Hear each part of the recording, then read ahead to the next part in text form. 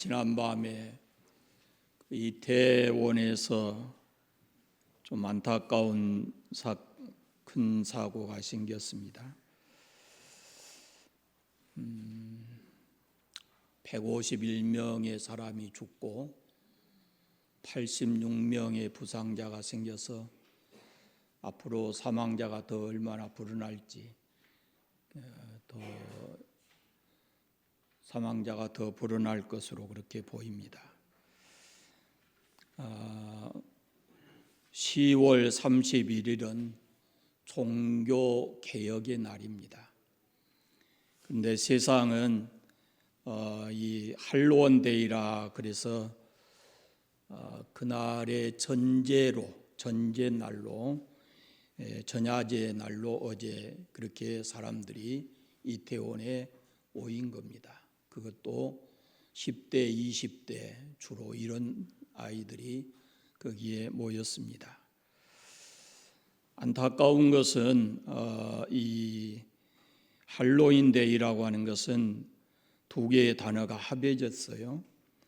할로라고 하는 성인과 윈이라고 하는 전야제, 이런 날이다 하는 것인데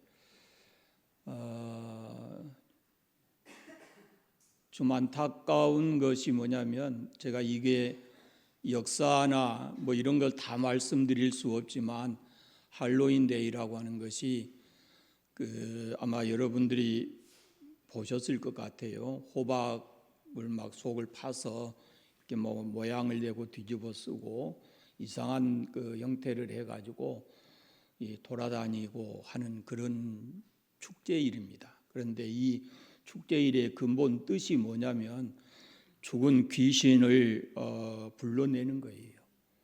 귀신의 분장을 하는 거예요. 그 모양들이. 그래서 성인 축제일로 죽은 영혼이 돌아온다라는 그런 의미를 가지고 있어요. 그래서 이것을 각 나라마다 좀 더 구체적으로 이렇게 하는 나라들이 있어요. 주로 뭐 BC 500년경부터 시작돼서 저기 영국, 스페인 이런 데서 스웨덴 이런 데서부터 시작돼서 미국으로 건너와서 이렇게 하는 것인데, 지금은 그렇게 하고 각 집에 다니면서 사탕을 이렇게 얻어먹고 하는 그런 형식이고, 또 사람들이 사탕을 던져주기도 하고 그런 날이 바로 이 할로윈 데이예요. 근본의 뜻은 뭐냐면은 귀신에 대한 두려운 마음을 다시 귀신을 불러와서 그것을 없애려고 하는 그런 마음이에요. 이런 날에 이 10대, 20대 젊은 아이들이 10만 명 가까이 모여가지고 그렇게 이제 오도 가도 못하고 압사돼서 많은 사람들이 죽었다라는 겁니다. 우리는 신앙인으로서 이것은 제가 다 말씀드리지만은 이것이 우리 신앙과 어떤 면에서 이렇게 잘못됐는가라는 것을 나중에 제가 주보에 몇 가지로 이렇게 간단하게 기재를 하겠습니다. 오늘 본문의 말씀으로 돌아가겠습니다. 아주 오래전에 전 세계에서 심리학자, 상담자 그리고 정신과 의사가 약 2,000명이 유럽에서 모여가지고 사람이 행복하게 사는데 꼭 필요한 것이 무엇이냐라는 물음을 하고 그 답을 받아서 분석을 했습니다. 네, 그 결과가 세 가지입니다. 첫째는 사랑이고, 두 번째는 기쁨이고, 세 번째는 평화였습니다. 그런데 가만 보십시오. 이 세 가지 결과가 갈라디아서에 보면은 성령의 9가지 열매 중에 첫 부분 세 가지가 바로 이것입니다. 성령의 9가지 열매 가운데 첫째가 사랑이고, 둘째가 희락이고, 세 번째가 화평입니다.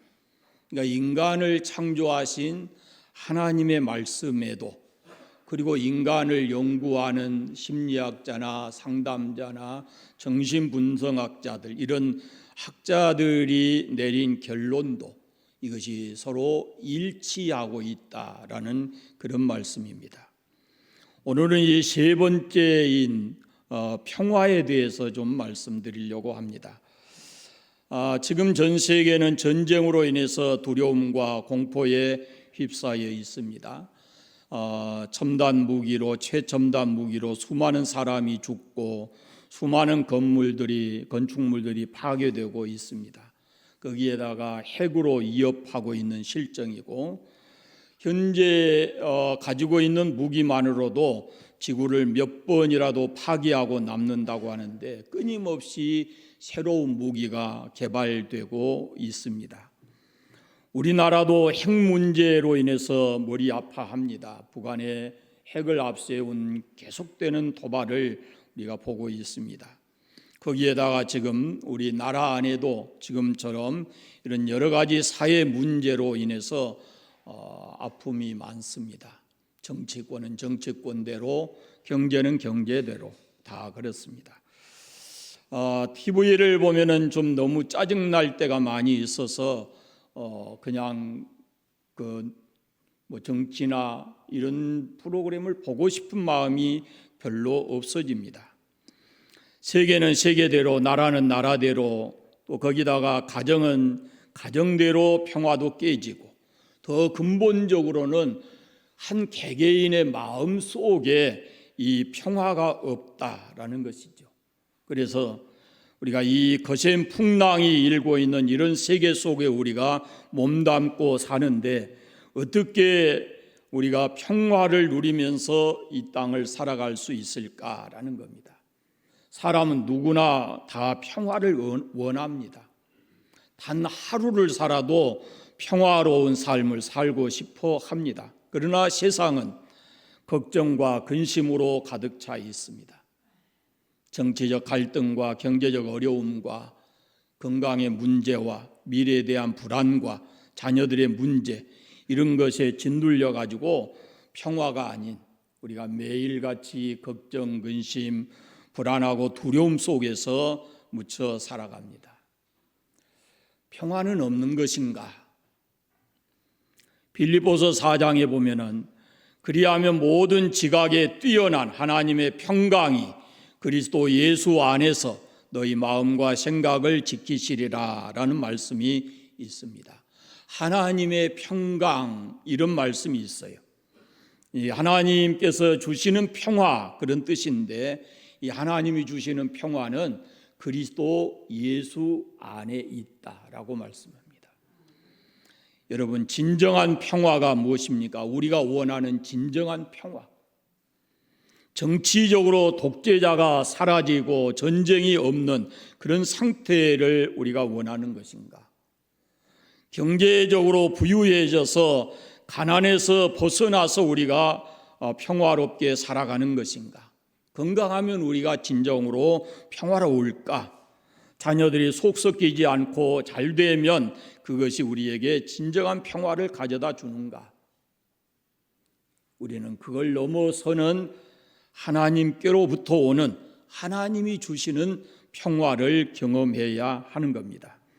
우리가 진정으로 원하고 우리에게 절대 필요한 평화가 바로 하나님과의 관계 속에서 오는 그런 평화입니다. 마치 예수님께서 폭풍 가운데서도 배 안에서 주무시는, 평안하게 주무시는 그 모습과 같은 그런 평화.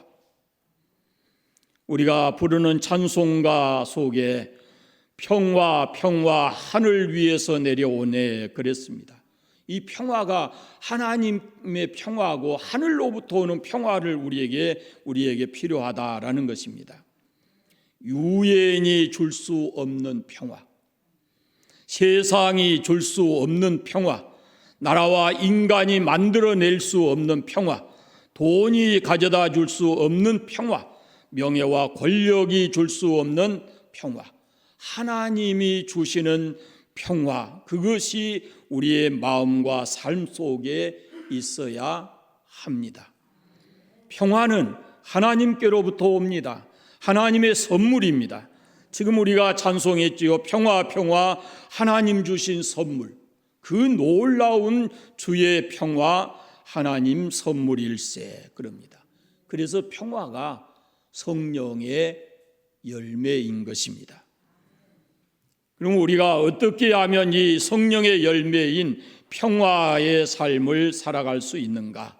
그것은 하나님과의 관계가 회복이 돼야 합니다. 히브리어로 평화는 샬롬인데요.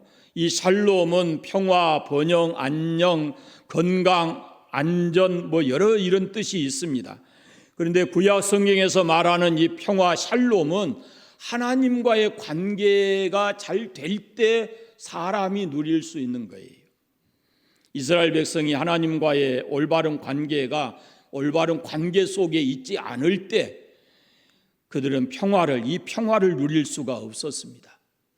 신명기서에 보면은 하나님께서 말씀하시기를 내가 오늘 복과 저주를 너희 앞에 두는데 너희가 만일 내 앞에서 내가 명하는 그 명령을 듣고 순종하면 복이 될 것이고 너희가 만일 듣지 아니하고 돌이켜 떠나서 하나님의 말씀을 듣지 않고 다른 신을 섬기면 저주를 받으리라 이렇게 말씀을 해요.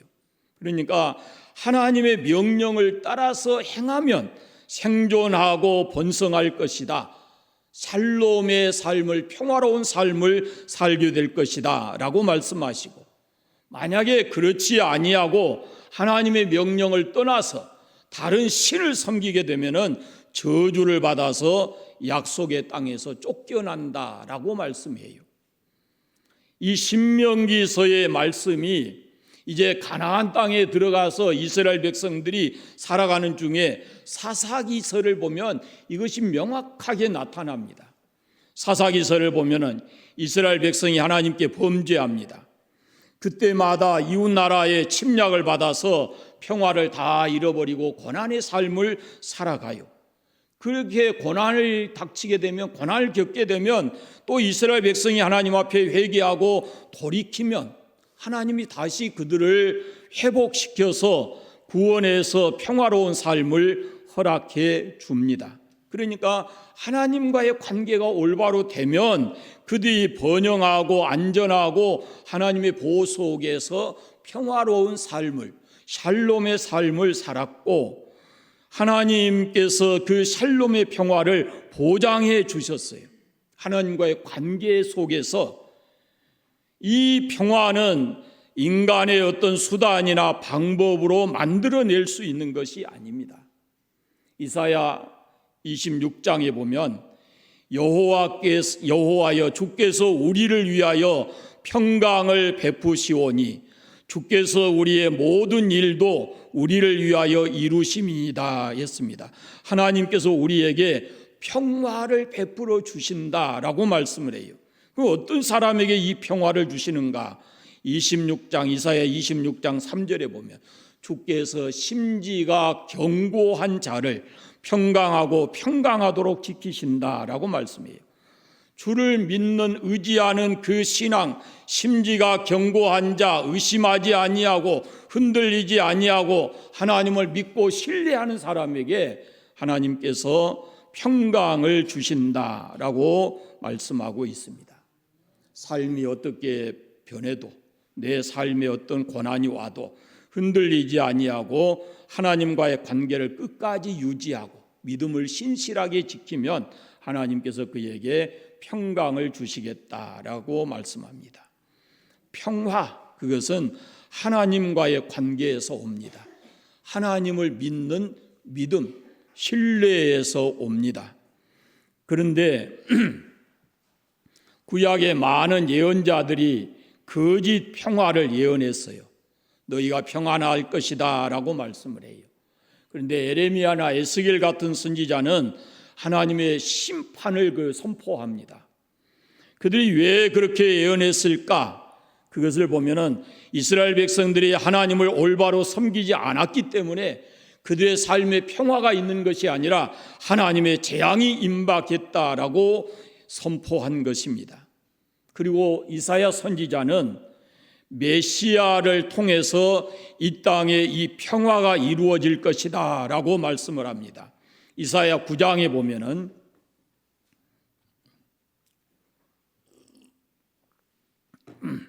흑암의 땅에 빛이 비치고 즐거움이 온 땅에 충만하고 무겁게 매였던 멍에와 압제가 다 사라지고 전쟁이 끝나는 날이 이를 것인데, 그것은 평화의 왕이라고 불리는 한 아기가 이 땅에 태어날 때부터 시작된다 그랬어요. 메시아를 통해서 진정한 샬롬, 평화가 올 것이다 라고 얘기합니다. 그리고 이사야 11장에 보면은 그 한 아기는 이새의 줄기에서 태어날 것이고, 그가 태어나게 되면은 그로 말미암아서 맹수와 어린아이가 함께 논일고, 어린아이가 독사의 굴에 장난하고 그래도 해함이 없는 평화의 동산이 이루어질 것이다 라고 얘기합니다. 그것은 메시아가 옴으로 인해서 이루어질 수 있는 평화, 그것은 공의와 함께 실현될 것이다 라고 말씀을 합니다. 그러니까 하나님과의 올바른 관계를 위해서 이 땅에 보내지실 메시아, 곧 예수 그리스도를 말씀하는데, 그 예수 그리스도가 이 땅에 나셨을 때 천사들이 노래합니다. 지극히 높은 곳에서는 하나님께 영광이요, 땅에서는 기뻐하심을 입은 사람들 중에 평화로다. 예수님이 이 땅에 오신 것은 평화의 왕으로 오셨다라는 것입니다. 자, 예수님이 이루시는 그 평화는 옛날 로마가 이룬 평화, 팍스 노마나, 또 오늘 미국이 전 세계의 경찰 노릇을 하며 이룩하는 그 팍스 아메리카나 같은 물리적인 평화가 아닙니다. 이것은 힘의 평화예요. 힘을 가지고, 무기를 가지고 세계를 평화롭게 만들려고 하는 그런 것이거든요. 그러나 예수 그리스도께서 이 땅에 오셔서 이루시는 평화는 이런 물리적인 평화가 아니다라고 말씀하는 겁니다. 자, 인간이 평화를 누리지 못하는 것은 하나님과의 관계가 깨어져서 그래요. 자, 하늘로부터 평화가 온다 그러잖아요. 평화가 하나님의 선물이라 그러잖아요. 그런데 이 하나님의 평화인, 하나님의 선물인 평화가 우리 인간에게 다다르지 못하게 하는 것은 바로 하나님과 인간 사이에 죄의 담이 가로막혀 있기 때문에, 그래서 하늘의 평화가 이 땅에 오지를 못하는 겁니다. 그런데 예수 그리스도께서 오셔서 십자가로 이 죄의 담을 헐어내시고 이제는 하나님과의 관계를 다시 열어놓았어요. 그래서 하늘의 평화가 이 땅에 임하게 된 것입니다. 예수님의 십자가에 피 흘려 주심으로 하나님과의 관계가 회복이 됐고, 그 예수로 말미암아서 우리가 하나님이 주시는 평화를 누리고 살아가게 되는 것입니다. 그래서 로마서 5장에 보면, 그러므로 우리가 믿음으로 의롭다 하심을 받았으니 우리 주 예수 그리스도로 말미암아 하나님과 화평을 누리자 그랬습니다. 예수님이 아니면 하나님이 주시는 그 평화를 누릴 수가 없어요. 왜? 예수님이 아니면 하나님과의 관계가 올바로 되지 않기 때문에. 그래서 예수 안에서 우리는 하나님이 주시는 진정한 평화를 누리고 살아갈 수가 있는 것입니다. 동시에 우리는 예수 그리스도 안에서 모든 사람이 평등합니다. 하나님의 평화를 누릴 수 있는 그 모든 사람들은 예수님 안에서 평등한 거예요. 종이나 주인이나 남자나 여자나 유대인이나 이방인이나 차별이 없고, 믿음으로 구원 얻은 사람은 모든 관계가 다 평등하게 되는 거예요. 하나님께서 주시는 평화를 누리는 것도 마찬가지입니다. 그래서 오늘 본문의 14절을 보시면, 그는 우리의 화평이신지라 둘로 하나를 만드사 중간에 막힌 담을 허시고 그랬습니다. 유대인과 이방인을 그리스도 안에서 하나 되게 하시고, 똑같이 그리스도 안에서 하늘의 평화를 누리게 하셨다라는 말씀입니다. 이 십자가를 통해서 하나님과 우리가 화목하게 되었고, 동시에 모든 사람이 새로 예수님 안에서 죄 용서받고 새로운 사람으로 피조됐기 때문에 주님 안에서 하나가 됐다라고 말씀을 합니다. 우리는 이 십자가에 달리신 예수님을 믿습니다. 그분을 믿게 하시는 분은 성령이시지요.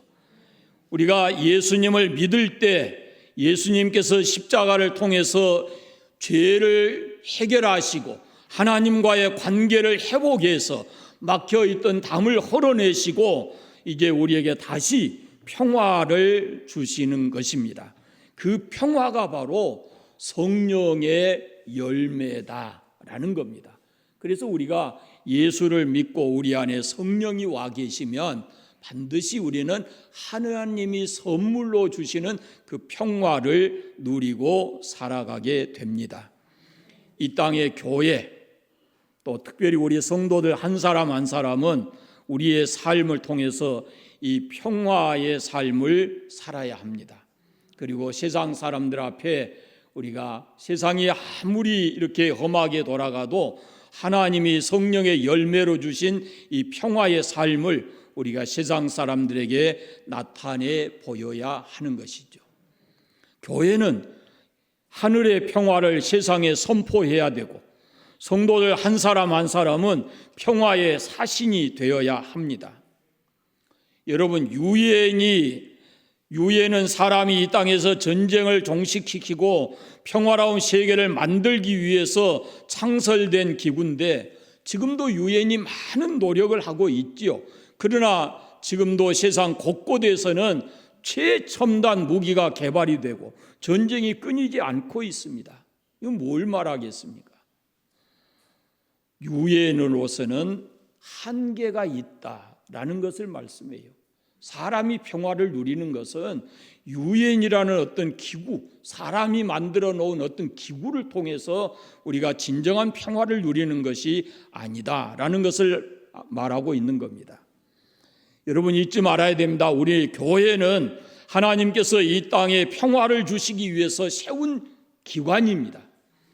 하늘의 평화를 이 땅에서 우리가 누리고 그리고 그 하나님과의 관계에서 누린 그 평화를 우리가 우리의 삶의 현장으로 가져가서 우리는 평화의 사신이 되어서 살아가야 하는 것이죠.